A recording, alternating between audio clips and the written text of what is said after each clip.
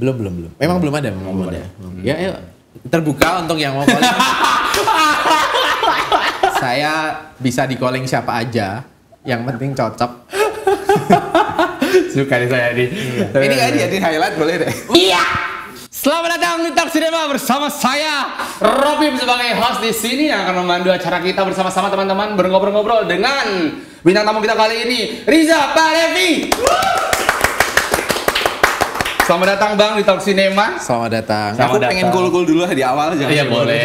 Ya. Kita yang santai dulu ya pertanyaan Santai, di awal. santai. Yang ringan-ringan gitu kan. Jadi bikin film tuh haram nggak sih sebenarnya? Sangat ringan. Sangat ringan dong. Ringan sekali itu. Haram atau enggak? Aduh, ya enggak dong. Enggak dong. Insya Allah enggak ya. Di ilmu yang sejauh saya dapat, yang mungkin masih jauh dibanding orang lain sih, insya Allah enggak haram. Insya Kan Allah tergantung enggak. tujuannya. Benar. Ya kan itu hanya media film, penyampaian pesan. Ya. Nah, tinggal pesannya apa? Kalau pesannya buruk haram nih berarti. Betul. Benar. Apakah menampilkan babi di film haram? Tapi ada babinya bang. Iya gimana? Kan segala yang berurusan dengan babi itu haram. Haram berarti. Enggak Apa ya? babi laut?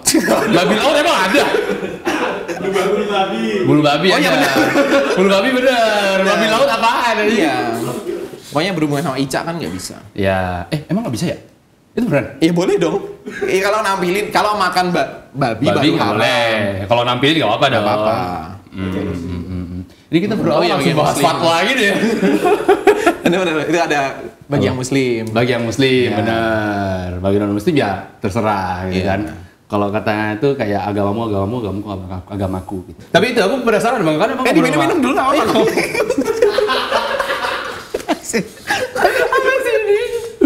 Wah, aku ikut deh, tak temenin. Udah punya aku aja. Cheers, Oh, aku iya. ya, cheers. Cheers. Nah, di Aceh nggak ada cheers soalnya.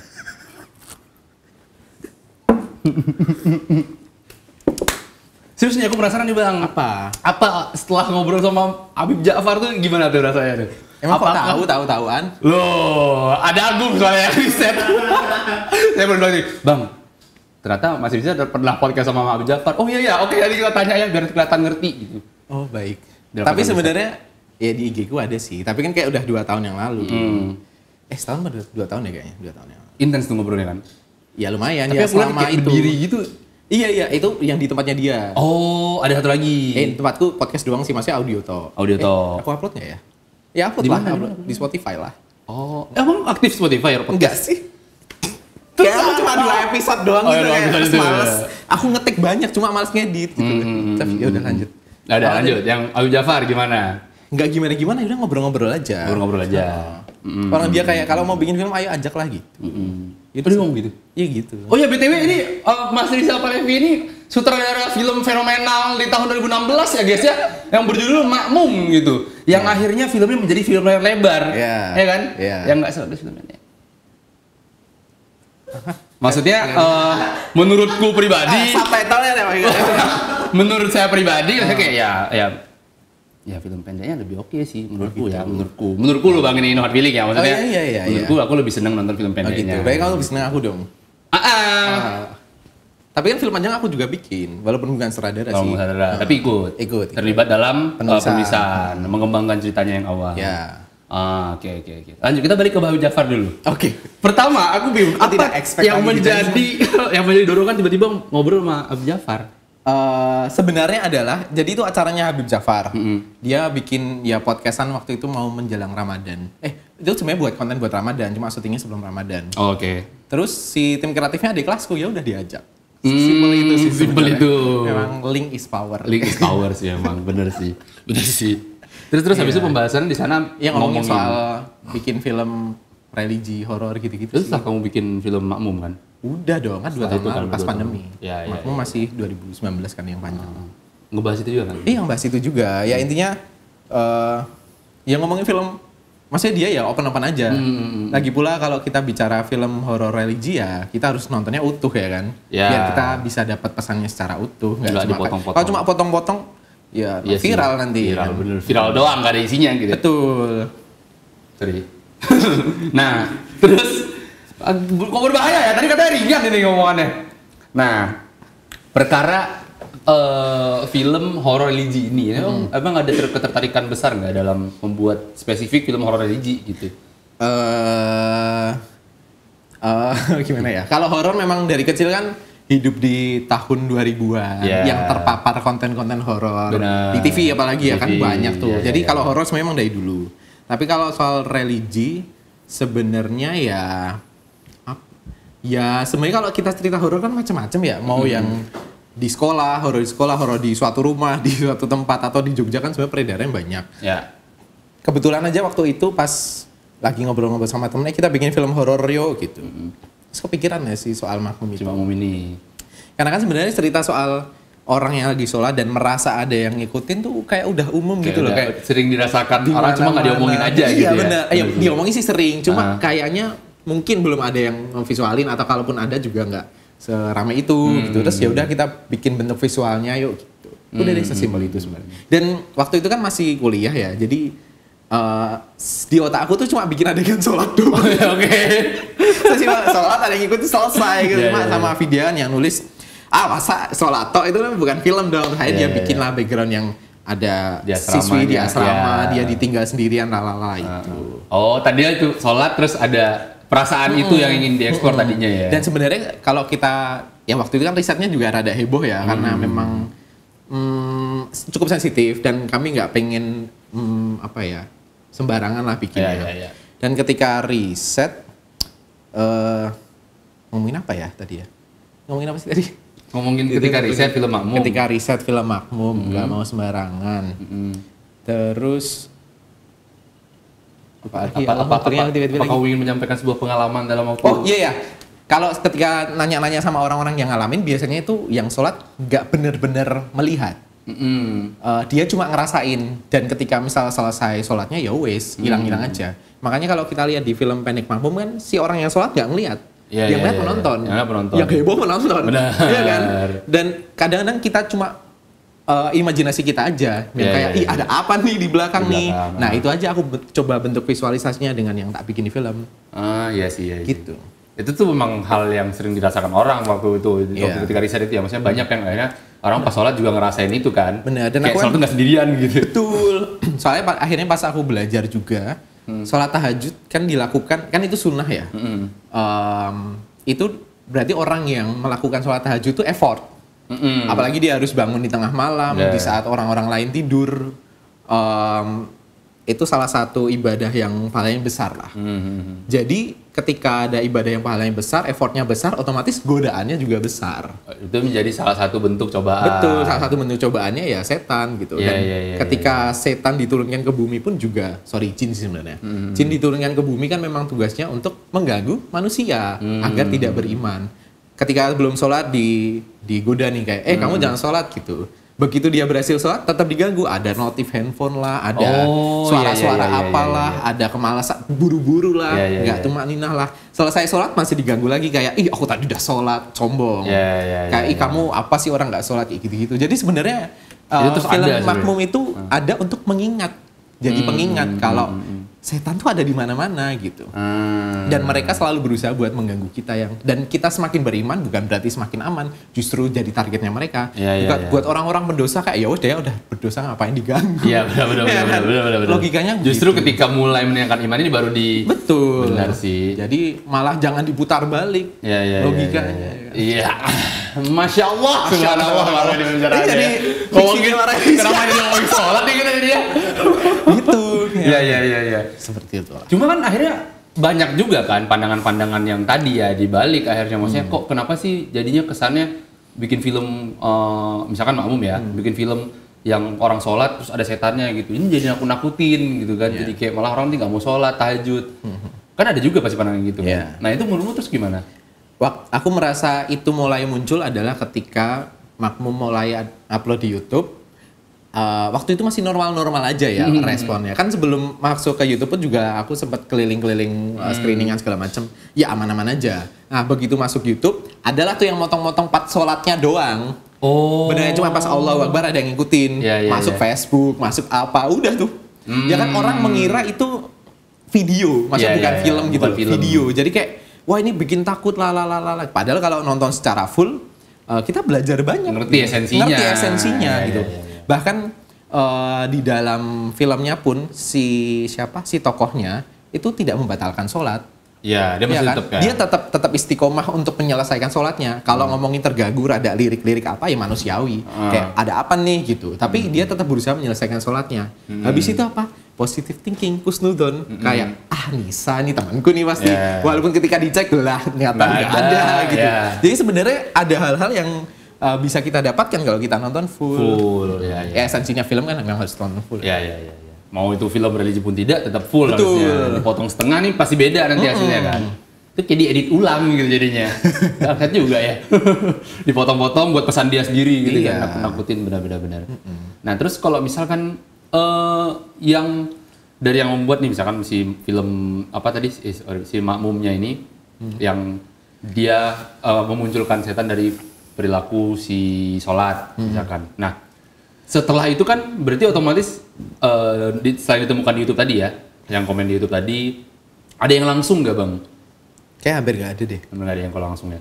Iya, dan itu pun akhirnya setelah tak pelajari yang banyak yang fake account atau kayak yang nggak ada mukanya gitu. Cuma buat nge-hit doang ya. Paling kadang justru malah kalau ada orang yang kenal aku, diskusi aja kita. Kayak gini dan kadang mereka juga membantu menjelaskan kalau ada temennya yang lain nanyain. Gitu. Dengan segala hujatan yang ada di entah komen manapun itu, nggak ada yang langsung ke saya gitu. Padahal aku juga kan memampangkan diri, apa sih? Nggak bersembunyi juga ya. Nggak bersembunyi juga gitu. Kayak ya wes, ya gimana sih orang-orang gitu. Tapi nggak apa sih. Mereka mungkin kayak lelah dengan hidupnya. Mencoba mencari pelampiasan. Benar. Iya, it's okay lah. Iya. Orang-orang pinter gitu. Kalau kita kan newbie di sini. Gitu. Kalau kata orang-orang tuh newbie tolol kemarin. Astagfirullahaladzim. Masya Allah. Masya Allah, tabarakallah. Ini orang-orang ini jadi obrolan religi gini ya. Kalau gua siap banget salah dia harus pakai sarung tadinya tuh. Aurat ini aurat. Aurat astagfirullah enggak kelihatan. Jauh usah gini. Enggak usah. Enggak ngaruh ya. Enggak usah. Terus kalau misalkan yang baru-baru ini bang, tanggapanmu sendiri gimana? Sebagai pembuat horor religi juga nih. Agak takut ya. Dan terlibat juga kan di film panjang juga kan. Oh iya. Maksudnya bukan yang itu.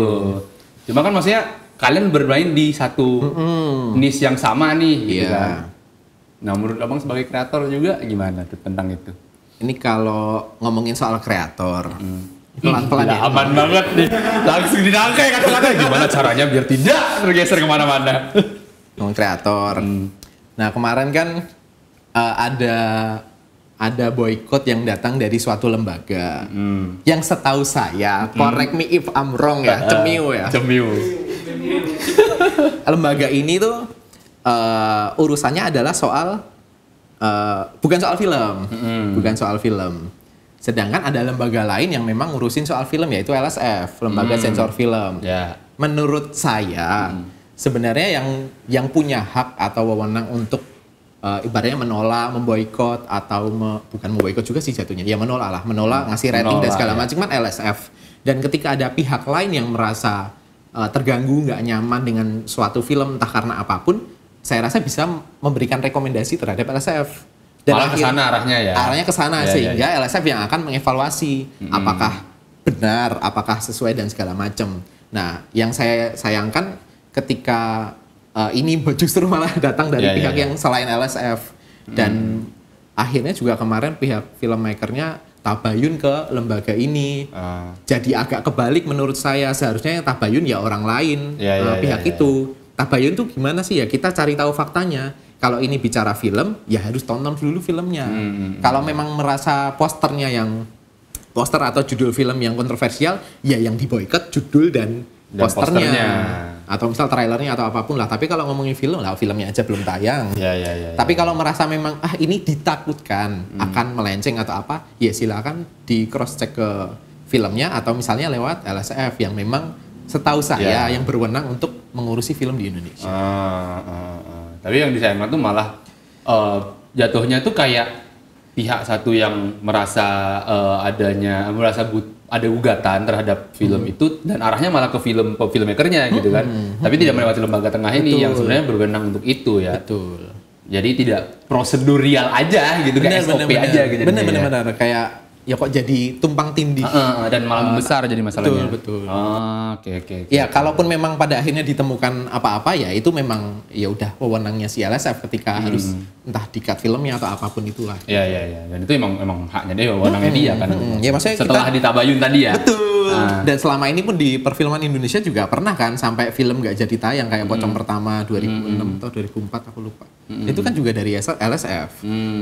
Ya, yo bisa kok maksudnya gitu. Iya. Dan kalaupun misal ada terjadi apa-apa kan bisa diskusi, entah ada yang dipotong, entah dirubah ceritanya, ditambah syuting atau apapun. Itulah kenapa nama mereka lembaga sensor film gitu ya. Betul sekali. Iya. Mulai berat ya. Semakin ini bukan mulai. Waduh, agak takut juga sih saya ini sebenarnya. Gak apa-apa, tapi ya yang penting ramai trafficnya. Lagi-lagi cemio ya. Lagi-lagi cemio, benar. Tolong dikoreksi. Benar, tolong dikoreksi. Mungkin ada netizen-netizen yang lebih cerdas daripada kita di sini yang mengerti lebih jauh, bisa dikoreksi kalau memang ada yang salah di omongan tadi gitu ya. Nah, tapi menurut Abang, terus ada nggak sebenarnya film yang memang secara dari sudut pandang kreator ya maksudnya, itu tuh menyeleweng gitu dari apa yang sebenarnya harus dibicarakan lewat suatu hal yang tabu tadi atau sensitif ya. Misalkan agama nih atau apa gitu. Ras misalkan. Nah, ini ada yang nyeleweng beneran nggak? Ada nggak yang kayak gitu menurutmu? Lah, standar nyelewengnya orang kan beda-beda nih. Ya misal ngomongin agama pun juga alirannya beda-beda. Ya, nih, ada mazhab lagi ya. Iya, perkara kau lebaran tanggal berapa, mulai puasa tanggal berapa kan juga beda. Jadi ya kalau ngomongin secara pribadi, apakah melihat film yang pernah aku tonton dan ngerasa ada yang nggak sesuai ya pasti ada. Kayak ini harusnya nggak begini, harusnya nggak begitu. Kayak misal kalau buatku sendiri ketika bikin Makmum, aku punya batasan-batasan yang aku jaga biar aku tidak melebihi itu. Gitu. Ya misal tadi soal sholat, ketika seorang tokoh dia lagi sholat, apapun yang ada di sekitarnya itu tidak akan membatalkan dia sholat.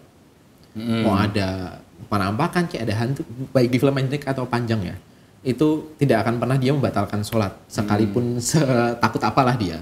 Dan masjid itu aku tidak akan pernah bikin adegan kayak kesurupan di dalam masjid. Kalau ingat ada di Makmum 2, itu ada anak kecil yang terus kesurupan. Itu skrip awalnya itu kesurupannya di dalam masjid. Nah, aku nggak mau itu terjadi. Aku nggak mau, walaupun mungkin secara looknya masjidnya serem atau mungkin kayak remang-remang ya. Aku nggak pengen kayak masjid itu jadi tempat menyeramkan atau kayak setan pun bisa masuk gitu. Makanya si bocah ini harus keluar dulu dari masjid. Nah, makanya ada hantu di luar masjid kayak manggil-manggil. Dia dibawa keluar dulu, dibawa pergi, baru kesurupan. Nah, ketika kesurupan ditolong warga masuk ke masjid. Jadi masjid itu sebagai penyembuh, bukan sebagai sumber ketakutannya. Gitu. Hal-hal itu seperti itu yang aku jaga di sepanjang bikin film Makmum itu. Makmum. Berarti kalau misalkan nih kita pakai kasus film Makmum aja ya, yang di film Makmum ini seandainya itu hal yang salah yang dilakukan, ada contoh lainnya nggak? Misalkan kamu bikin tadi yang kayak tadi ya, itu kan berarti dibawa keluar ke masjid. Kalau di dalam masjid berarti salah. Ya kan? Iya menurutku ya. Secara pandangan pribadi ya, maksudnya lebih tepat berarti kalau keluar. Nah, kalau yang lain dari perihal kayak sholat tadi mungkin atau apa adegan-adegan itu yang dipertimbangkan kalau misalkan kayak gini nih bakal menurutmu menyeleweng sih gitu. Ini waktu yang riset dari zaman film pendek sih. Tapi aku nggak bilang ini salah atau benar, tapi ya aku sharing aja. Sebenarnya dari ketika nanya-nanya orang soal pengalaman yang pernah ngerasain diikutin ketika sholat, salah satu tandanya adalah ketika waladolin ada yang ngaminin. Oh iya. Nah, cuma ketika sebenarnya itu pengen tak masukin di film waktu itu. Cuma ketika riset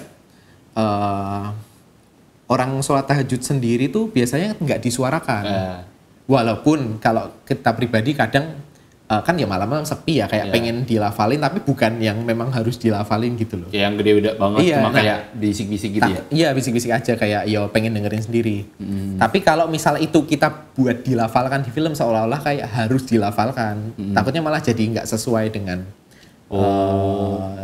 ketentuan agamanya. Malah si hukum Islamnya mestinya. Terus kayak waktu itu ragu-ragu tuh nyoba mencari banyak pendapat dan akhirnya aku tidak menemukan yang kayak pastinya gimana gitu. Akhirnya ya udah aku nggak pakai adegan itu, aku makainya yang pas Allahu Akbar pas transisi. Ya.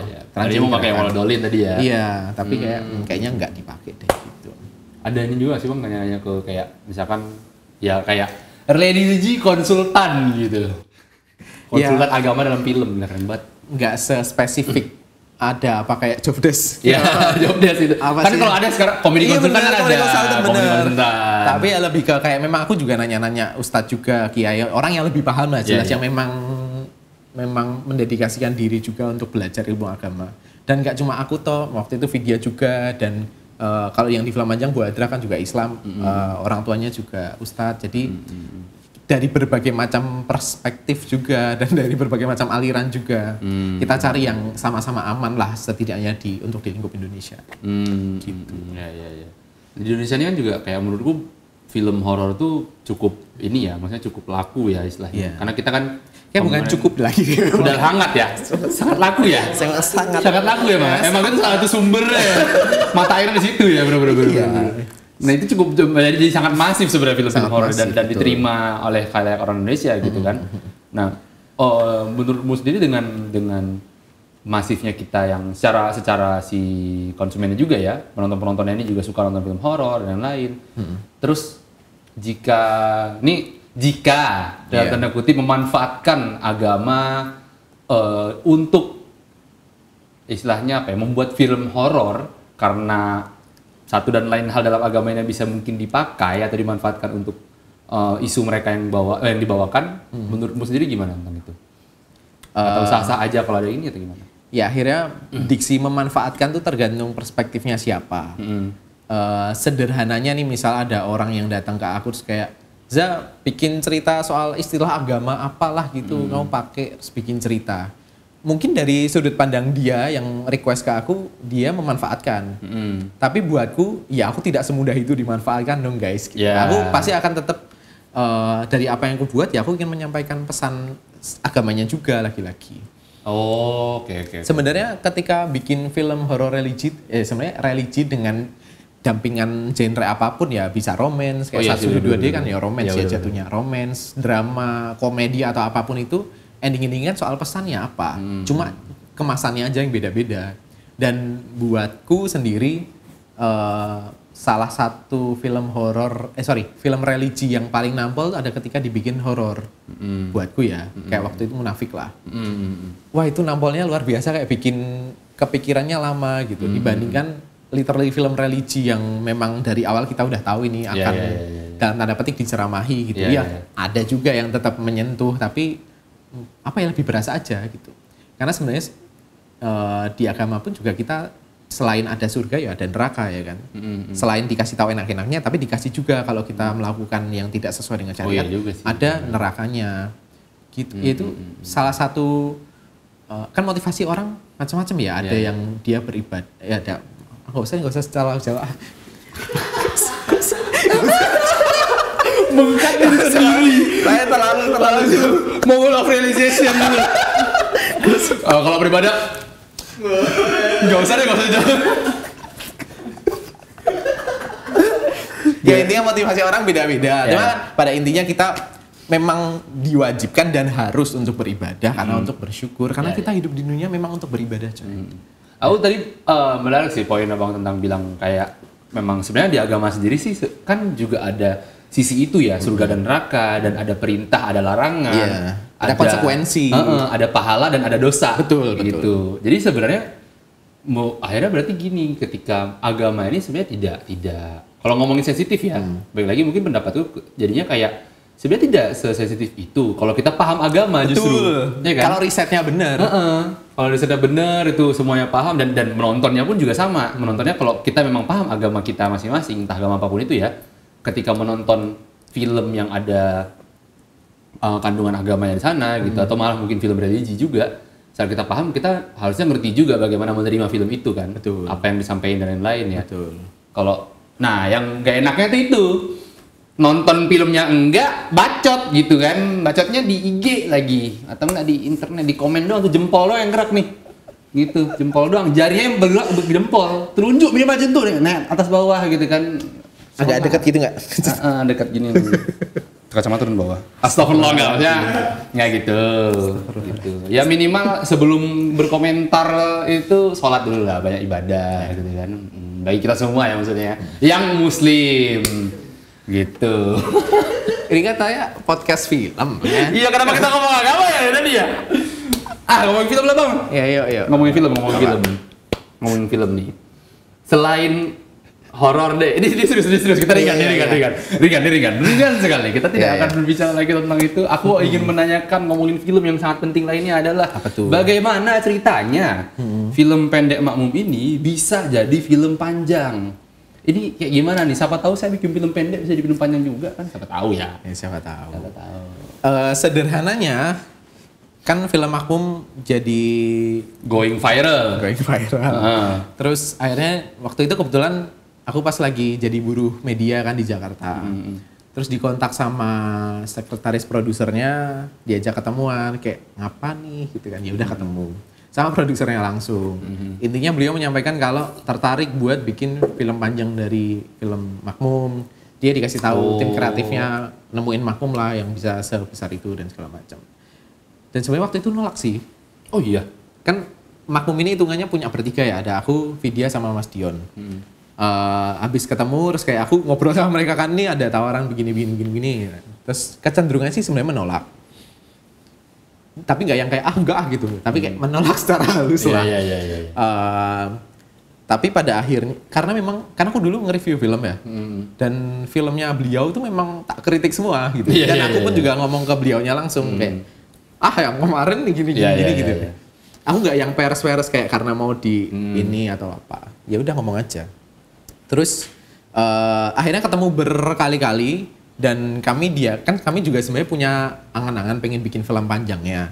Tapi ya kami sadar kami belum punya uang sebanyak itu, kami belum punya pengalaman yang bisa bikin gitu ya? Sejauh itu juga. Skill dan segala macam juga pasti masih jauh kan, film pendek dan panjang pasti beda. Dan cukup idealis lah karena ya dengan branding segitunya kami ya nggak pengen gitu aja gitu loh. Tapi akhirnya sepanjang ngobrol itu beliau bisa meyakinkan kami bahwa beliau akan total dalam mengerjakan ini. Ya salah satunya dengan ketika kami minta mau untuk terlibat di film ini ya beliau mengizinkan. Akhirnya saya sama Vidya ikut nulis. Saya kan kadang ada yang cuma beli, lepas gitu ya. Kayak cuma minta izin terus lepas. Pertama itu, kedua terus kayak ya udah nanti kalian nulis tak kasih penulis senior Alim Sudio. Gimana saya tidak meleleh. Yang saya tonton film-film selama ini filmnya Alim Sudio ya kan. Waduh gimana nih. Terus habis itu sutradara siapa deh milih deh. Tapi jangan Hanung Bramantyo.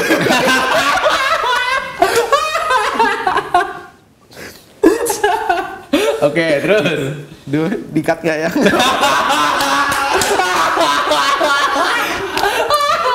Ya, kan soalnya beliau itu juga kan preferensi juga preferensi ya? Karena kan dia juga sudah punya PH sendiri pasti kan udah ada proyek-proyek lain ya, intinya terus ditawarin ada sekian nama lah sampai akhirnya muncullah si Bu Adra. Waktu itu juga kebetulan Bu Adra lagi ngerjain Malam Jumat The Movie yang Ewing itu. Terus habis itu yang bukan kebetulan sih kan Bu Adra Islam juga, jadi kayak untuk diskusi segala macam lebih nyaman.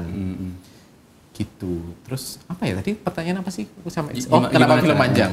Ya itulah beberapa pertimbangan itu yang akhirnya bikin kami jadi yakin kalau ya beliau masih bisa sejalur lah ya. Betul masih sejalur. Nggak kayak ngasal cuma minta izin terus mau bikin film panjang, tapi memang meyakinkan kami kita ambil gitu. Dan bahkan kami juga selalu dilibatkan ya dalam segala keputusan juga termasuk kreatif. Iya kreatif ya, kadang kayak ngirimin talentnya siapa ya kira-kira yang main ini siapa. Terus sampai akhirnya Titi Kamal join kayak apa ini tiba-tiba mendadak dangdut. Wah kayak ya gitulah. Terus ya itu jadi ya udah akhirnya jalan sama beliau. Gitu. Kayak akhirnya kami tidak punya alasan lagi buat menolak gitu loh karena saking beliau bisa memberikan yang kami minta lah. Ya. Dasar awalnya buat pertimbangan tolak itu apa? Karena idealis itu tadi kah atau? Ideal. Ya pada akhirnya jerumusnya ke idealis sih. Antara kami pengen film ini oke. Ya dan akhirnya ketika kami bisa menjaga lah ya. Bisa ikut gandeng film ini ya kami percaya lah. Masih oke gitu. Dan ya pada akhirnya kami juga sadar kalau kami belum ada kemampuan itu, dan ya mungkin ini bisa jadi jalan kami buat belajar juga. Dan ternyata memang pembelajaran yang luar biasa ya sangat jauh ya soalnya dari film pendek gitu sih. Terus akhirnya tahu juga ikut syuting film panjang kayak gimana, lihat timnya apa segala macam gitu. Terus akhirnya ngerasain di follow titik amal ya. Wah, itu hal yang paling penting sih sebenarnya dari semua itu. Tapi sumpah ya, waktu karena aku datang ke syuting kayak hari kesekian, maksudnya nggak dari awal ya. Aku waktu reading nggak datang deh kayaknya. Aku pas syuting tok. Karena masih kerja waktu itu dari Buru Media. Terus pengen menyapa titik amal sebenarnya. Cuma pas lagi ya biasa kan lagi riuh ya. Kayak make up lah, apalah. Aku kayak nunggu dia agak slow dulu baru aku mau datang kayak, halo Kak Titi, saya Riza, lalala gitu. Terus aku kayak lagi gabut, kayak siapa yang gabut ya, maksudnya siapa aku bisa menyalami gitu loh. Tiba-tiba dia datang, Riza ya, nge-freeze. Starstruck langsung seperti itu. Iya. Ya maksudku bahkan spesifik kayak dia tahu namaku, ya mungkin dikasih tahu siapa ya. Tapi kan kayak, wow, maksudku aku bukan sombong, aku yang pengen datang cuma ya tahu kan kalau syuting kan ribet. Nah, aku pun kadang males kalau diganggu orang, jadi kayak nunggu momennya enak baru dia datang duluan. Wow, namamu disebut duluan tuh Bang. Disebut duluan. Ya halo Kak, terima kasih dah. Aku bingung, panik. Pengen ini antara pengen masih ngobrol tapi pengen ini segera berakhir apa sih? Iya. Oke. Iya, nanti ngobrol-ngobrol lagi ya. Oh iya. Panik. Ya gitulah. Iya. Dan itu kayak terjadi di talent-talent yang lain juga kayak gitu sih. Kayak panik-paniknya. Soalnya tuh kayak jatuhnya itu berarti pertamamu kan? Pertama, film panjang pertama. Yang beneran kayak terjun banget. Sebenarnya malam Jumat tuh akhirnya aku juga ikut involve dikit-dikit lah jadi tim kreatifnya. Cuma nggak masuk credit title sih. Nggak usah dimasukin. Nggak, sering kok, saya juga gitu kok, sering banget saya gitu. Tapi nggak, bayangan emang waktu itu. Kan demi sinema Indonesia soalnya. Ya gara-gara waktu itu pas masih deal-dealan Makmum itu, dia punya film apa ya? Aduh, pokoknya adalah film gitu. Terus nanti saya undang premier ya. Oke, set diundang premier. Terus beberapa hari kemudian ketemu lagi ngomongin kontrak. Terus udah kontraknya nanti dulu, gimana kemarin filmnya. Terus waduh, dibalah. Aku nggak gitu ini sama filmnya. Gimana ya? Ya udah aku mencoba mencari sisi positifnya. Kan udah mau deal-dealan ya. Terus aku bilang, wah hantunya bagus. Wah ininya gini. Udah nggak usah basa-basi sama saya. Langsung aja apa jeleknya. Ya udah ini kayak. Terus kayaknya gara-gara beliau melihat hal-hal yang tidak dilihat orang lain mungkin ya. Karena ya itu kritikan. Akhirnya kayak saya lagi ngerjain malam Jumat nih, mau ikut ini nggak baca skripnya. Oh ya boleh aja. Ya udah harus dikasih skripnya, baca gitu. Ikut ngasih masukan lah. Gitu. Dari situ lanjut nggak sih karirmu di dalam? Ya masih di PH yang sama sih. Masih ya. Makmum. Terus Gibah. Makmum 2. Oh iya, Makmum 2. Terus Kanzab. Sama sebenarnya ada. Oh Mumun iya. Mumun juga kreatif. Sama ini. Apa dari setmu apa lagi? Ada satu lagi. Bukan horor. Jadi kalau ada orang nanya, Za filmmu yang bukan horor ada nggak sih? Ada satu lagi. Yang Aceh Fest bukan? Bukan, film panjang dong. Oh, film panjang. Cluenya adalah dia baru tayang kemarin Desember di Prime Video. Di Prime Video. Tapi emang promonya tidak sebesar itu sih. Apa? Bukan horor tapi? Bukan. Yang main Fedi Nuril sama Laura Basuki. Hah? Ayo. Gung! Gung! Kok gak ada? Hei! Malu saya ini. Itu romcom, romantis komedi, romance komedi. Oh, apa judulnya? Di IG ada kan? Hah? Ada posternya di IG gak sih? Aku sempet stalking. Ada, yang agak lama. Itu soalnya trailernya udah 2 tahun yang lalu. Udah 2022 apa ya? Pak 2021 gitu. 2021, pas lagi pandemi. Aku mau bawa apa nih? Kalau bawa apa langsung contek nih sekarang. Ya langsung jawab yang boleh nggak sih? Apa boleh? Kapan hamil? Kapan hamil? Terus itu tahun? Syutingnya sih 2021 ya, tapi rilisnya 2023 Desember kemarin. Aku pengen tahu deh, itu selain itu ada nggak yang horor, non horor? Itu Kayak emang hidupmu sudah didedikasikan ke horor Indonesia sih, Bang. Karena memang brandingnya dari awal udah makmum. Jadi kalau di calling pun ya horor, kalau nggak emang horor religi. Nah, baru akhir-akhir ini aku happy sih sebenarnya. Karena ya lagi perkara boikotan tuh. Jadi akhirnya aku bisa bikin yang lain. Oh iya, benar juga ya. Benar. Sisi positifnya juga ada sih. Saya jenuh juga ya. Kayak ya aku ya pengen nulis yang lain gitu, explore yang lain. Nah, pas waktu masuk ke romcom itu karena ditawarin aja sih. Masih PH yang sama, masih produser yang sama. Nggak, tapi maksudnya dari dirimu ya nih. Happy. Aku salah satu penonton romcom soalnya. Aku mainnya juga orangnya. Iya, walaupun tapi serius deh, orang-orang horor yang aku kenal tuh sebenarnya isinya mainnya, cuma emang karyanya pada horor. Karyanya nakutin orang aja gitu ya. Bener. Lihat orang-orang yang lucu-lucu tuh ya filmnya serem-serem. Iya. Sebaliknya orang yang bikin film lucu mungkin belum lucu. Iya. Butuh penyesuaian nggak tapi habis itu? Hah? Butuh penyesuaian nggak dari? Oh, aku malah kayak happy aja sih. Justru malah ketika habis horor lagi butuh apa ya? Kayak butuh refreshing yang lain. Makanya akhir-akhir ini kalau aku bikin film pendek malah nggak horor. Jadi biar nggak jenuh. Kalau film panjang ngerjain horor, film pendek ngerjain komedi lah apalah. Yang itu kan musikal yang ngasih iya. Kan komedi. Nonton nggak nonton? Nyanyi. Aku baru nonton trailer doang kemarin. Aku kan ngikutin Aceh Fest-nya. Terima kasih. Itu temanku loh BTW Kak Gilangan itu. Siapa? Oh iya. Gokil. Orang kan Aceh ya? Aceh. Cuma ketemu di sini. Dia Gunung Kidul kan? Gunung Kidul. Dari Mas Eno itu rekomendasi. Aku nemu dari dia, lihat story-nya kan. Apa nih musikal gitu kan. Tadi lihat story. Oh iya. Lucu lah gue. Lucu ya? Belum nonton sih tapi.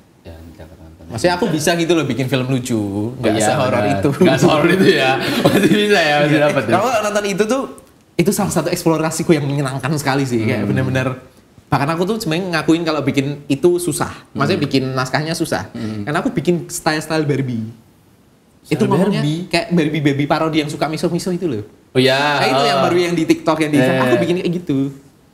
Bayangkan itu looks-nya look Sultan Agung, tapi ngomongnya kayak Barbie parodi. Terus joget-joget kayak Aladin, ya aku bikinnya itu tuh. Iya, aku lihat tuh depan itu kan dekat tiang tuh apa sih? Di mana sih, Bang? Apa Oh di. Ada tiang ininya.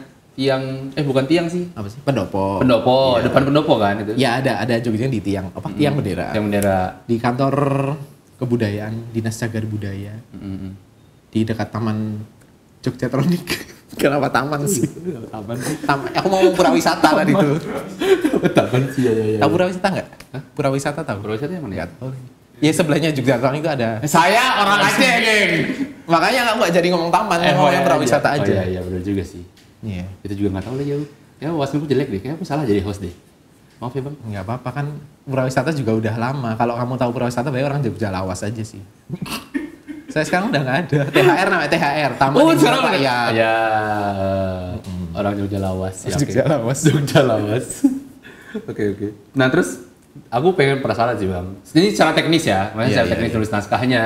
Gimana? Nyusun dan segala macam. Kan masih nggak tahu ya. Apakah kamu butuhkan kayak di horor strateginya atau kayak narasinya seperti ini nih storytellingnya. Tapi kalau di waktu nyoba di romcom, ternyata menemukan hal-hal baru yang menarik juga dari cara membuatnya.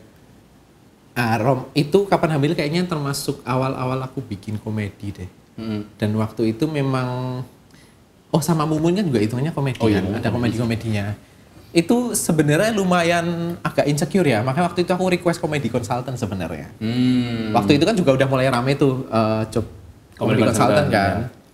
Cuma pada akhirnya memang dari Pak Dirmawan sudah lucu. Oh iya, benar-benar. Jadi kayak Pak Dirmawan aku baru ketemu pas, makanya udah di tengah-tengah lah baru ngobrol. Kan kalau belum kenal kan kayak serem ya, tapi pas udah ketemu ini lucu ternyata orangnya. Jadi kayak, cuma karena apa ya? Mungkin karena belum pernah, jadi ketika baca naskah kayak, ini lucu gak ya? Lucu gak ya? Tapi ada insecure ya? Iya ada insecure-nya, tapi ya pada akhirnya memang kekuatan aktor tuh luar biasa sih. Aktor, timing, sutradara dan segala macam itu sangat membantu. Editing juga sangat berpengaruh. Kadang lihat kan misal kayak Rafkat gitu nonton kan kayak aduh ini lucu gak sih tapi begitu udah kayak jadi grading apa dikasih sound effect vibes-nya beda banget rasanya kayak oke lah habis itu terus bikin komedi-komedi sendiri akhirnya terus coba explore dengan berbagai macam jenis komedi. Nah, emang komedi itu butuh belajar banget juga sih kayak timing lah, itu, formula lah, apalah. Tuh horor dan komedi ini dua hal yang paling sulit loh dibangun. Karena harus ada punchline. Iya. Dua-duanya kan, maksudnya kalau di horor kan surprise-nya atau apanya gitu kan. Makanya dua-duanya ini kayak butuh suatu dramatik yang cukup efektif. Betul. Untuk bisa berhasil. Benar, gitu. Setuju. Dan mana komedi tuh menurutku malah lebih susahnya karena selera komedi orang tuh lumayan segmented gitu. Oh iya, benar juga ya. Kalau horor ya oke lah, mungkin tingkat keseraman orang beda-beda, tapi kayak komedi lebih jahat gitu loh, kayak orang kalau bilang nggak lucu aja gitu. Ya misal perkara pertentangan penonton filmnya Raditz sama filmnya Ernest gitu. Ya kan perkara beda selera aja. Memang mereka beda style. Warkop DKI beda lagi. Jadi ya kayak nggak bisa berantem apa sih, nggak bisa dibandingin gitu loh secara langsung. Gitu karena stylenya memang beda. Kamu membuat film horor awal itu dari mana Bang? Belajar, maksudnya kayak aku pengen tahu aja nih, biar ada edukasinya dikit dari sini ya. Biar dari tadi nggak ada edukasi. Ada banyak banget edukasinya, banyak banget. Cuma kan yang dipotong bukan yang edukasi nanti. Yang dipotong yang itu doang itu. Oh iya, yang tadi apa Hanu Bramantio potong. Iya. Aman. Nah, menurutmu dalam penulisan naskah horor ya? Iya. Kunci yang hal yang paling harus diperhatikan untuk membuat itu berhasil itu apa? Aku masih ingat dengan Dipiku dulu waktu film Makmum Pendek, namanya Kak Werda. Beliau lagi, dia ngomong, waktu itu tuh aku kan masih awal-awal bikin ya, kayak ketika awal banget, nonton kan filmnya kan, kan dia bangun wudhu, terus kayak ceklek-ceklek, terus dia ngecek keluar, nggak ada apa-apa, harus sholat kan. Nah itu di awal kayak baru apa mau tak tongolin hantu, terus di spill gitu. Di spill, terus Kak Weda bilang jangan banci tampil hantunya. Jadi ngasihnya spill dikit-dikit. Makanya kalau di film Makmum kan dari awal dikasih tahu kalau oke, ini sunyi, dia di satu kamar yang luas, dia sendirian. Pas di tempat duduk dikasih suhunya dingin. Pas ada ceklek-ceklek ada suara. Pas dicek nggak ada apa-apa. Jadi dibangun dulu. Dibangun atmosfernya dulu. Dan itu sebenarnya lumayan minim musik juga waktu itu Mas Dion bilang, jangan terlalu heboh lah ya musiknya. Jadi benar-benar ketika musik muncul pun memang butuh gitu untuk membangun tensi aja.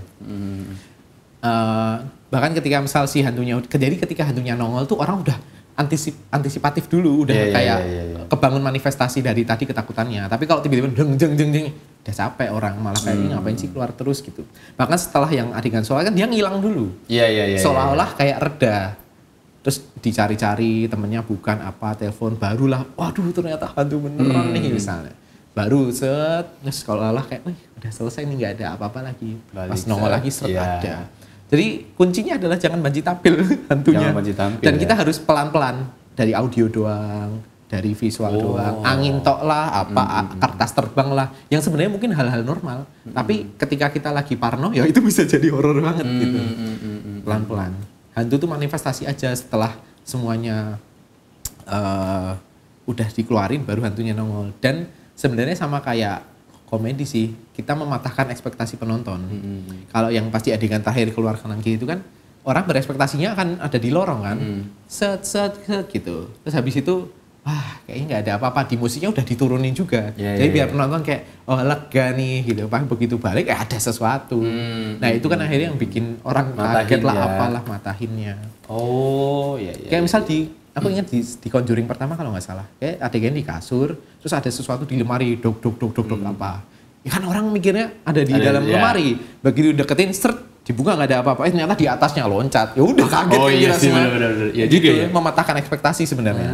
Nah kadang kita kalau bikin waktu dulu awal bikin ya ada suara di lemari, dibuka ada hantunya. Itu sesuai ekspektasi. Mungkin kaget karena musiknya, bukan karena hantunya. Gitu. Nah tapi kan akhirnya makin kesini makin muncul film-film horor yang akhirnya tidak mengandalkan jump scare kan? Betul. Gitu. Kayak mungkin dulu aku waktu awal-awal dulu nonton film horor tuh ketakutannya karena dikagetin. Sehingga aku sekarang nggak mau nonton film horor lagi. Takut sekali nonton film horor karena kagetnya sebenarnya Bang. Gitu. Bukan karena hantunya ya. Tapi kan itu yang dicari ya. Kagetku jelek masalahnya gitu. Kagetku jelek Bang. Kaget tuh hantal gitu kagetnya. Di bioskop masalah Bang, di bioskop Bang. Kan nggak lucu ya. Apalagi gampang kaget aku. Jadi kayak hal-hal yang sepele. Gak kaget sebenarnya, orang-orang tuh gak teriak. Itu malu banget sih. Itu malu banget sih. Cuma satu doang suara tuh satu ruangan besar. Iya sih, itu malu sih. Makanya aku takut kan nonton film horor tuh karena itu, takut malu. Baik. Gitu. Ada satu momen bagus pernah sih, aku nonton film Kid kagetnya Allahu Akbar gitu. Oh, alhamdulillah. Apa yang pas lagi di ini ya, gorong-gorong itu ya? Pas dia di perpustakaan lari gini. Oh. Tapi sambil gini, oh, gitu. Tetap jelek sih sebenarnya. Gitu. Bahkan kadang kita sebenarnya udah tahu ya ini bakal ada sesuatu nih, tetap kaget. Iya, makanya. Nah, tapi makin kesini kan jarang dipakai kayak gitu. Maksudnya yang kulihat ya, film-film horor yang lagi disayang-sayang sekarang tuh yang malah minim jump scare. Ya. Terus itu formulanya seperti apa menurutmu? Tapi ya aku kemarin yang di film Kisah Seram juga aku mencoba cara yang lain sih. Maksudnya aku nggak pakai cara yang tadi aku omongin. Tapi lagi-lagi buat eksplorasi. Karena kalau yang di film itu horornya nyantai aku bilang. Jadi hantunya tuh bukan jadi sumber ketakutannya, tapi ya apa ya? Ya ambience-nya aja. Bukan yang kayak harus kaget, tapi ya ngerasain merindingnya aja. Nah, tapi kalau ngomongin soal sekarang lebih main ke psikologis atau apa? Nonton gitu. Siksa Kubur belum? Belum lagi? Belum lagi. Ya nggak bakal nonton pasti. Maaf ya. Astagfirullahaladzim, ini yang makin lama makin dihujat deh gini. Parah belum. Badara Uhi nonton nggak? Dua Hati Biru nonton nggak? Mana katanya nggak cinta film Indonesia? Bukan nggak cinta film Indonesia. Saya takut horor saya. Dua Hati Biru bukan horor. Dua Hati Biru yang lanjutan Dua Garis Biru. Iya. Emang udah keluar? Udah. Kemarin ini aja besok. Ini hari apa Rabu kan? Besok kami sudah ada film Grand Valentine juga. Udah film lain lagi sama satu lagi Taol apa ya? Taol nggak Taol. The Architecture of Love. Kayaknya tanggal 30 deh. Kok aku kayak itulah. Bukan. Dan lanjut. Tadi apa ngomongin apa? Terus saya lagi malu dulu nih. Banyak lagi film-film yang belum nonton. Ya Allah. Ngomongin horor psikis. Ya. Tapi sebenarnya memang ya lagi-lagi instingnya filmmaker kan juga seniman yang pengen eksploratif, nggak pengen yang horor gitu-gitu aja. Ya pengen horor yang fantasi lah. Akhir-akhir ini udah mulai ada juga sih. Horor psikologis dan segala macam. Walaupun kalau diperhatikan pasti tetap akan ada jump scare-nya walaupun dipaksakan. Karena ya kadang-kadang lagi-lagi permintaan. Ya. Dari pasar lah, dari mana lah, tetap ada lah diadain dikit-dikit gitu. Ya lagi-lagi kan kita ngomong kalau film memang akan dijual di bioskop Indonesia ya harus disesuaikan juga dengan penonton. Dan aku rasa apakah itu salah atau enggak, menabrak idealis atau enggak, ya menurutku itu jadi bentuk transisi aja sih. Jadi biar penonton nggak kaget. Kayak kalau misalnya dari yang biasanya jump scare terus tiba-tiba nggak jump scare, mungkin mereka akan kecewa atau kayak tidak sesuai ekspektasi. Jadi pelan-pelan kayak dibikin penonton menikmati horor psikis. Jadi sampai lama-lama mungkin nanti bisa beneran ada horor yang tanpa hantu sama sekali atau tanpa apa sih jump scare gitu. Tapi bukan berarti terus yang nggak jump scare lebih bagus atau enggak ya, ini perkara jenis selera. aja, selera. Dan itu juga keberagaman horor lah ya. Iya. Cara nakutnya kan beda juga kan. Misalnya cara memberikan ketakutannya dari sisi yang berbeda kan akhirnya. Tapi Siksa Kubur asik sih bagian part itunya. Sama kayak kamu nonton deh bagian akhirnya tobat kau. Ikut-ikut istighfar. Iya sih kayaknya ya. Nonton Siksa Kubur kali ya? Iya nonton ya. Nanti aku tobat, bingung juga aku harus gimana nanti. Terus aku besok kesini lagi, bisa pakai gamis. Iya, pakai gamis, saru gitu. Assalamualaikum warahmatullahi wabarakatuh. Masya Allah, tabarakallah. Gitu langsung. Ya. Berarti memang bukan berarti ketika dia banyak jump scare itu jelek, itu bukan berarti. Perkara preference aja sih. Preference ya. Tapi buatku sendiri memang seru jump scare tuh. Yang enggak jump scare juga seru-seru aja. Cuma kayak apa ya? Dan di saat sekarang mulai banyak mencari formula yang nggak pakai hantu, aku tetap tipe yang suka pakai hantu sih sebenarnya. Kenapa ya? Kayak eksplorasinya bisa, masih sebagai penonton ya. Experience-nya lebih enak juga, lebih seru juga. Experience-nya asik juga. Iya. Tapi lagi-lagi hantunya jangan banjir tampil yang kayak di nol. Iya. Gitu. Capek juga. Iya sih, itu menarik sih banjir tampil itu. Kayak beneran. Tapi kalau dikit-dikit masih works nggak menurut Bang? Maksudnya? Maksudnya kayak kelihatan kaki doang. Iya, awal-awal. Baru nanti pas ibaratnya gongnya baru muncul utuh gitu nggak apa-apa. Itu masih works nggak ya? apa-apa. Oh. Nggak apa-apa. Jadi yang penting jangan yang kayak dikit-dikit muncul apa kayak zut lewat gitu. Agak dan lewatnya nggak smooth lagi kan agak menyebalkannya. Iya. Aku paling takut tuh dulu ini Lights Out yang shortnya Bang. Oh iya. Itu keren banget sih. Serem banget. Serem banget sih itu. Itu kayak itu hal yang aku nggak mau ketemu dalam kehidupanku gitu loh. Mati lampu fuck. Emang. Dan itu film-filmnya dia itu yang lain yang short juga kayak gitu-gitu kayak hal yang nggak kita pikirkan terus kayak matahin ekspektasinya tuh seru banget. Iya sih. David L. Craig atau siapa ya? Lupa lagi, udah nggak usah. Next. Nanti ketahuan saya bukan anak film banget nanti takut saya. Nggak, tapi aku kalau ngobrol sama anak-anak kayak IKJ, ISI juga referensinya beda coy. Dia kayak nggak usah deh, nanti aku yang jelek namanya. Apa tuh? Ayo. Ya kan aku kuliah nih, ISI Solo ya kan. Waktu itu ada mata kuliah nih kayak, di YouTube tuh ada kayak 100 film terbaik di sepanjang abad 1900 sampai 2000. Jadi ada daftar filmnya, terus sekelas dibagi nih kayak, kalian udah nonton berapa film? Ada temenku kayak 98 film. Udah berapa? 50 aja tuh kayak berasa udah kecil gitu. Pas ke aku kayaknya dua. Dari yang gitu, dari dua itu apa? Titanic satu lagi tuh kayak film-film ular-ular gitu lah, Anaconda atau apa. Oh iya, Boa versus Anaconda. Iya, saya kadang sebenarnya mungkin aku udah pernah nonton. Kayak waktu itu kan di Trans TV sering film, cuma kadang nggak tahu judulnya. Anaconda 1, 2, 3 apa. Dan kita nonton TV itu nggak merasa sinetfil juga gitu kan, nonton aja. Nonton aja. Sedangkan film-film yang jadi tontonan anak film itu kan di tahun-tahun segitu. Waktu itu sempat ya disuruh nonton film ini kayak aku memang harus nonton film yang jernih gitu. Yang jernih.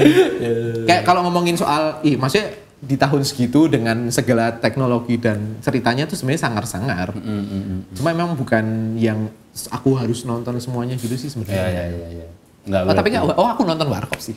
Warkop. Iya, karena TV juga sih lagi-lagi. TV juga kan. Karena waktu itu memang akses di rumahku nggak yang penonton film. Aku bioskop aja baru SMP. Aku nggak ada bioskop bang. Hah? Aceh? Iya di Aceh nggak ada. Emang sampai sekarang nggak ada kan? Nggak ada sampai sekarang. Ya udah. Medan nggak sih? Jauh ya? Medan bisa sih. Bisa. Harus bioskop yang boleh. Astagfirullah. Terus. Udah kan? Apa? Nanya apa lagi? Tadi udah sih ngomongin tentang ini apa kehidupan tanpa bioskop. Maksudnya bukan jadi habit di rumah gitu loh. Jadi habit di rumah yang kayak sinetfil, keluarga sinetfil gitu ya. Saya kan, bisa kayak petualangan Sherina. Itu kan orang-orang, aku zaman kecil nonton di bioskop. Iya. Waduh, nggak relate lagi. Maksudnya aku ikut sebagai anak milenial, ikut vibes-nya lagi, ikut hype-nya Sherina, tapi pas udah di TV. Iya. Gitu, aku menikmati juga karena di TV, bukan karena nonton di bioskop. Iya. Gitu. Bahkan udah biasanya ketika kayak Netflix ngeluarin lagi Sherina yang lama kayak oke, gitu. Akhirnya aku kayak nonton Sherina lagi gara-gara kemarin udah. Enggak ding, bukan nih, belum nonton lagi ding. Ya dulu. Film bioskop pertama yang ditonton apa? Aku. G.I. Joe. Tahun berapa itu ya? Itu action ya. Bayangin loh G.I. Joe kayak film yang dan itu di bioskop pertama kali aku nonton itu bang. Itu umur berapa tuh? Kayak kuliah. SMP. Oh SMP. Itu aku harus ke Medan. Enggak Medan, aku di Jakarta nontonnya. Jakarta. Pertama kali aku kayak nonton enggak Fast Furious bang, salah. Fast Furious. Yang berapa? Salah, Fast Furious. Itu keren kan? Keren sih. Iya, yang aku tonton juga keren sih. Aku pertama kali kayak wah kalian segede gaban gini gimana cara bikinnya ya gitu. Tapi aku waktu itu kan 2000 berapa ya? Kayak 2006 2007 lah. Waktu itu masih di bioskop Mataram, tahu nggak di bioskop Mataram? Dekat flyover Mataram. Oh iya. Lampuyangan. Emang di bioskop itu masih ada dulu ya? Dulu ada. Nggak tahu. Aku malah nggak ngeh ada 21. Atau mungkin mulai ada 21 Jogja aku nggak ngeh. Ya karena nggak pernah nonton bioskop juga ya. Dan itu masih di yang kayak di loketnya tuh ada kuntilanak-kuntilanaan. Waktu itu aku nonton Terowongan Casablanca. Iya. Itu horor juga. Horor. Udah bener sih bang. Dan itu setelah ada tuh horor udah. Setelah membujuk ibuku buat ayo nonton. Saya kan aku belum bisa naik motor. Aku nggak tahu bisa naik bis atau apa ke sana. Jadi ya udah, waktu itu dari sekian banyak film yang aku minta, akhirnya itu yang yang dikabulkan. Mungkin kayak momennya ya pas juga ya. Iya. Terus kayak seru banget bioskop ya gitu. Adem lah apalah. Iya lagi, adem. Itu ruangan ber-AC paling besar yang pernah aku masukin bang dulu pertama kali masuk. Ada di mana bioskop mana? Jakarta Theater atau di mana ya? Enggak Jakarta juga sih bang. Lah katanya Jakarta. Ya maksudnya Jakarta itu bukan yang kayak di pusatnya. Oh iya. Kayak di Depok gitu deh. waktu 21 masih gambarnya gini, masih 21. Iya. Masih 21 yang 21 ada lampu-lampunya, belum jadi XX1. Iya benar. Masih gitu pokoknya. Ya gitu lah pokoknya. Kita apa nih? Kita nonton dia ngetik ya. Lagi jalan proyek panjang film apa? Apa sih? Lagi jalan proyek film panjang lagi enggak? Oh iya. Kacamata nih pakai dulu dong. Ya maaf. Saya nggak tahu diri, denial orangnya. Doakan aja. Belum sih, belum ada, tapi ya semoga ada. Terakhir apa latestnya? Kalau yang beneran ngerjain tuh Kanzab sih. Kalau yang Kanzab itu apa ya artinya ya? jin yang ngikutin, yang ganggu orang sholat, yang tugasnya untuk ganggu orang ketika sholat. Tapi kalau yang ngerjain udah lama, tapi tayangnya terakhir yang Kapan Hamid itu. Gitu. Next belum ada lagi? Belum ada lagi. Atau belum boleh di-announce? Belum. Memang belum ada. Ya, ayo, terbuka untuk yang mau calling. Saya bisa di calling siapa aja, yang penting cocok. Suka nih saya nih. Ini kan jadi highlight, boleh deh. Boleh. Ini boleh dilihat langsung depan, tengah. Jadi tengah-tengah tuh foto juga top langsung. Ya siapa yang mau callingan? Iklan YouTube-nya pakai ini tadi. Iklannya itu nyari callingan. Gitu. Makanya saya menyibukkan diri dengan kirim-kirim proposal, channel lah, apalah gitu. Iya, boleh. Iya, makanya orang sampai, "Zah gabut banget ikut Akves." Lah, saya memang lagi gabut. Kadang kayak, kamu levelnya udah bukan Akves. Lah, aku kemarin juga belum pernah lolos pendanaan ini. Kan kompetisinya beda ya. Iya. Umum juga kan, sah-sah aja dong. Sah-sah aja. Iya. Mungkin ini sih Bang, aku pengen tahu lagi-lagi ya, edukasi lagi sebenarnya. Bagaimana sih untuk kayak akhirnya dari Abang tadi berangkatnya di film pendek gitu, apakah kan berarti saat kita ketemu nih berarti salah satu jalur untuk bisa menjadi salah satu batu loncatan untuk jadi film panjang itu saat film pendeknya viral gitu kan, itu kan jadi potensi kan berarti. Nah selain itu ada nggak? Keselak. Ya oke. Ya oke, aman. Selain itu, ya kalau jalur konvensional ala dulu kan ya kita bertahap ya, kayak jadi PU dulu atau mungkin jadi Astrada atau jadi apa. Tapi sebenarnya sekarang tuh jadi agak lebih mudah ya, dan lebih mudah dalam artian kalau dulu kan memang harus lewat cara itu gitu. Ibarat mau jadi sutradara ya harus dari bawah entah apapun itu gitu. Jadi kalau sekarang dengan kita bisa bikin film pendek yang sebenarnya lebih mudah juga daripada dulu, secara akses alatnya dan sekolah filmnya juga lebih banyak. Jadi orang-orang yang bikin film juga makin banyak, sampai akhirnya kita bisa di reach out orang, bisa dikenal, dan orang bisa percaya sama kita ya dari portofolio yang kita bikin toh. Kita bikin dan entah mau ikutin festival kayak mau diupload ke YouTube kayak atau dimanapun, dan kesempatan jadi luas sih.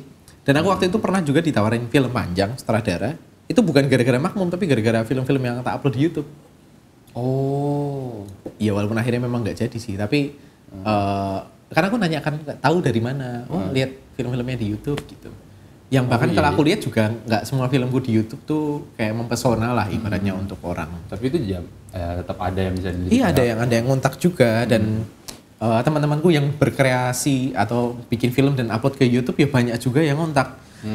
Karena pada akhirnya sampai sekarang ketika aku semakin banyak nonton film pendek lagi khususnya ya, apalagi mahasiswa, kadang mungkin filmnya tuh belum sebagus itu. Tapi kita lihat ada potensi, ini orang sebenarnya bisa. Cuma perkara mungkin budgetnya atau perkara waktu develop, atau mungkin kalau di kampus kan kadang berantem nggak jelas. Drama-drama aneh gitu. Drama-drama kampus gitu. Jadi sebenarnya ini ada potensi, cuma kadang mungkin salah circle aja atau mungkin butuh didampingin lagi aja. Nah mungkin orang-orang itu bisa melihat itu.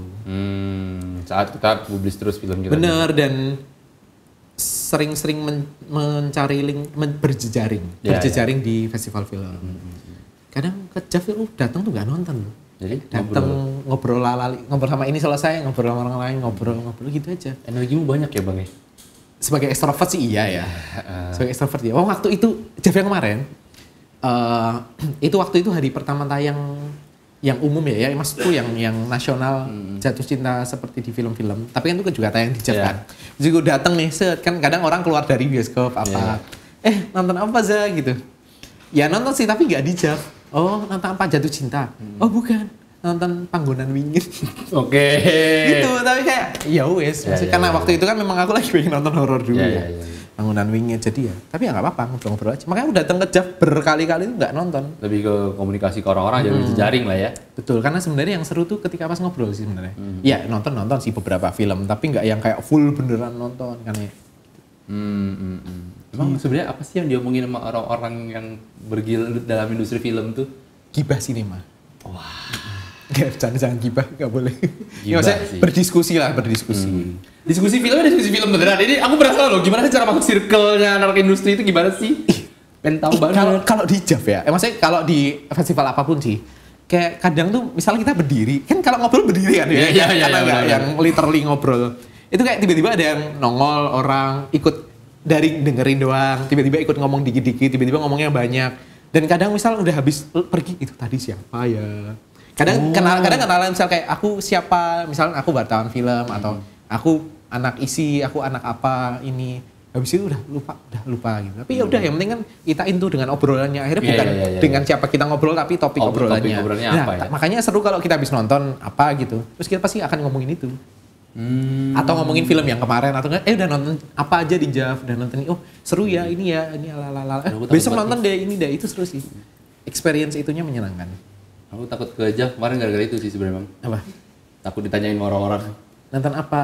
Udah nonton film ini belum? Belum. Ya aku juga gitu sih. Emang iya? Belum. Sekalinya aku nonton, kan aku hitungannya agak telat ya waktu itu FOMO beli tiket-tiketnya. Jadi aku nonton film yang kayak udah sisaan apa yang masih ada aku beli gitu.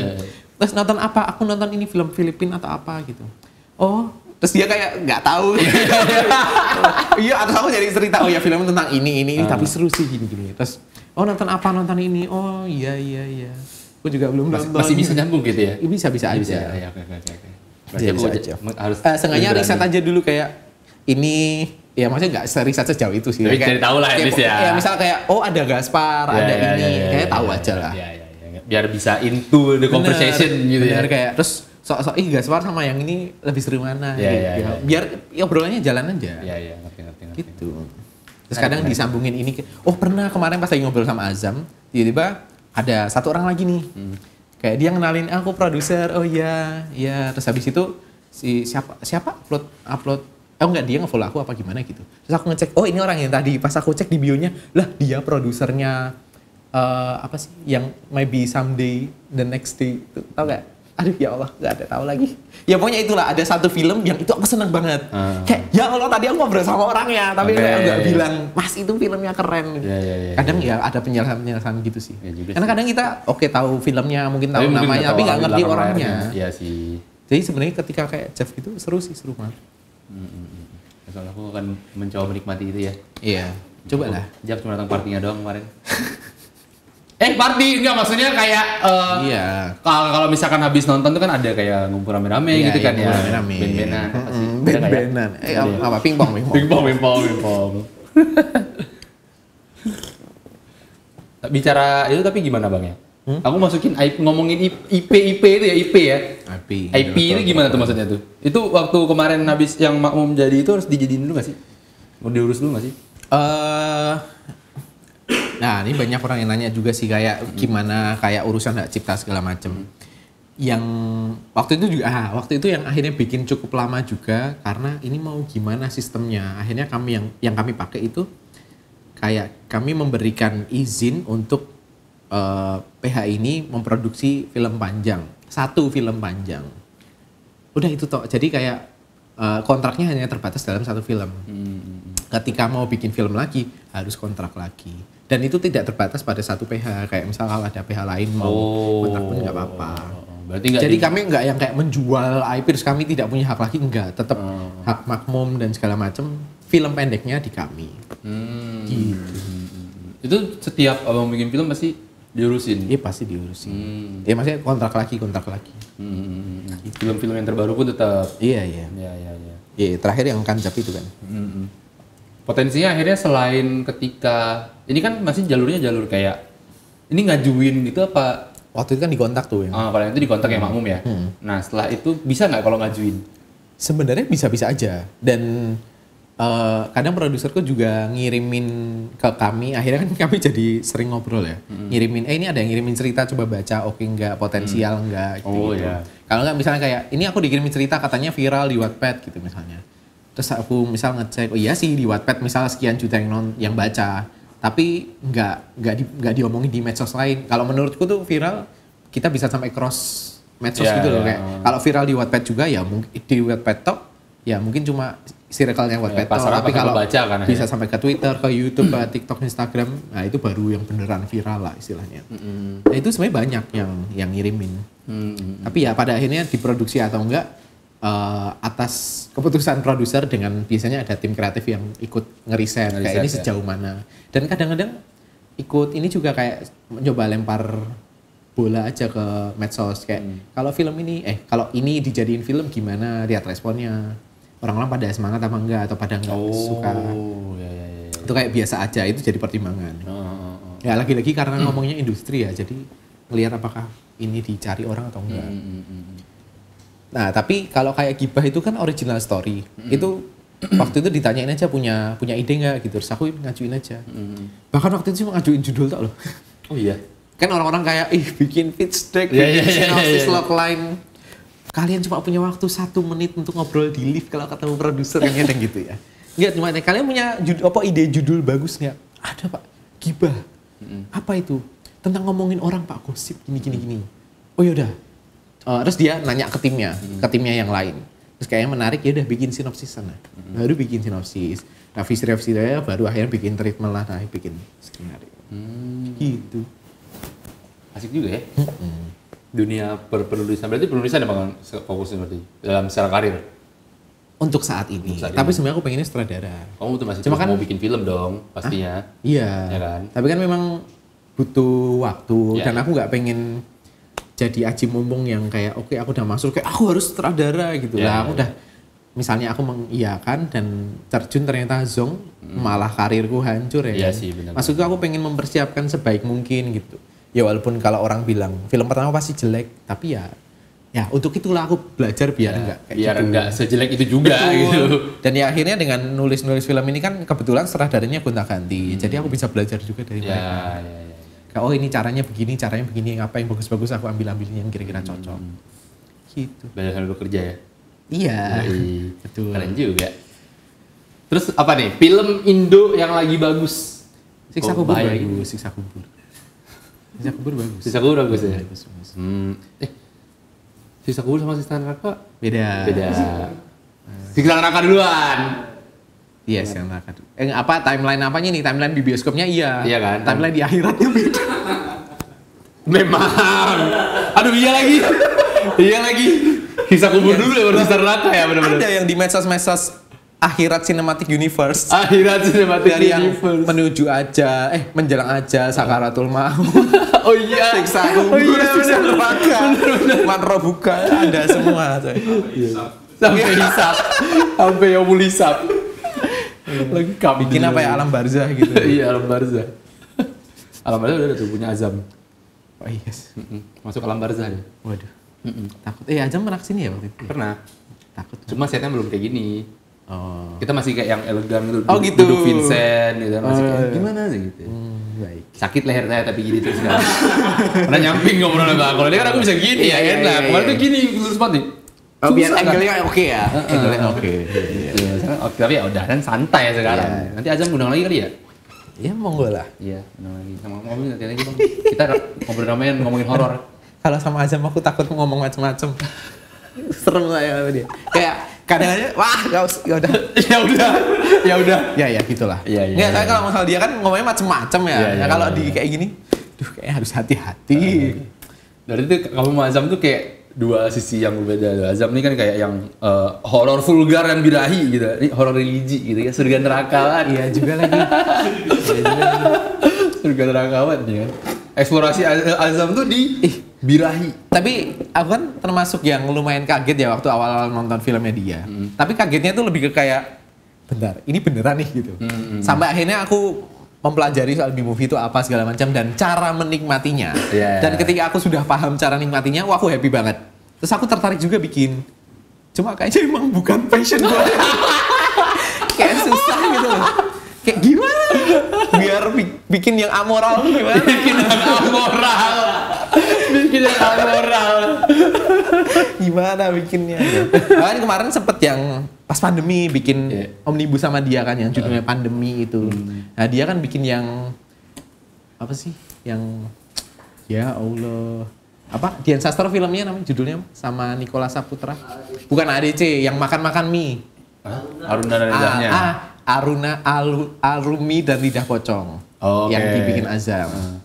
Nah, terus aku bikinnya gumpalan. Ya itu apa kayak kamu bisa berpikir kayak gitu tuh otaknya out of nowhere banget. Kayak ada manusia seperti Azam tuh harus dilestarikan. Sampai sekarang kalau DM Madia tuh pasti diberikan stiker-stiker aneh pokoknya. Iya bener. Stiker ini. Bahkan kamu lihat storiesnya Azam aja kayak. Iya kan? Absurd banget ya sih story-nya. Bisa kayak gitu. Kayak yang ada tempelan-tempelan dan meme-meme yang sangat banyak. Bener, dan dia kayak bisa ada aja gitu. Iya. Lo bingung sama orang itu. Kita ngomongin Azam gini jadinya. Oh iya. Azam, tolong masukin. Iya. Nanti tolong datang lagi ke sini ya, Bang. Ibumu sindrom. Nah, berhubung kita di penghujung tuh, di ujung sana tulisannya ada menuju closing tuh ya, Bang ya. 5 jam ya. Energi banyak banget ya. Aku merasa termakan loh ini. Kayak sangat ekstrovert sepertinya, Bang. Oh gitu, sangat ekstrovert. Ya. Makanya pandemi aku bingung. Harus kemana? Iya harus kemana? Harus ngobrol sama orang. Benar juga ya. Bener juga ya. Minimal video call siapalah, telepon siapalah. Biar ada interaksi dengan manusia selain yang ada di rumah. Ya. Kalau di rumah kan ya udah tiap hari ketemu. Tiap hari pasti kan. Iya. Gitu. Seru banget pembicaraan kita hari ini. Emang tidak ada dead air-nya sama sekali. Ketika ngobrol ada introvert yang kayak cuma jawab iya. Ada, cuma kan dari tadi itu takut kayak ini aku kebanyakan ngomong nggak ya? Enggak lama, saya terbantu di sini. Terbantu saya jadi nggak perlu banyak tanya kan, saya cuma lanjutin aja. Oh gitu, oke. Dia juga happy kayaknya nulisnya kan. Dia kemarin kita sempat ada yang sampai habis tuh pertanyaannya. Loh, habis pertanyaannya kok masih belum selesai ini. Ya Allah, ya itu cuma kayak iya. Pernah nggak pernah? Terus sanksinya apa di sini? Ya Allah. Tapi ya namanya juga. Orang kan beda-beda. Orang beda-beda. Memang harus mengerti dulu. Gitu. Tandanya nggak riset berarti kita. Betul. Salah saya. Tapi ngeriset aku gampang kan, searching gampang. Ya searching, dapatnya gampang. Ya ada Habib Ja'far podcast. Iya tapi itu out of nowhere banget tiba-tiba ngomongin itu. Tapi terima kasih loh membahas itu. Soalnya yang lain-lain nggak ada yang bahas itu. Pasti kayak gimana film aku. Tapi ya nggak apa-apa sih. Nggak, soalnya aku lihat kamu pakai baju koko di situ, Bang. Iya, karena memang tuntutan.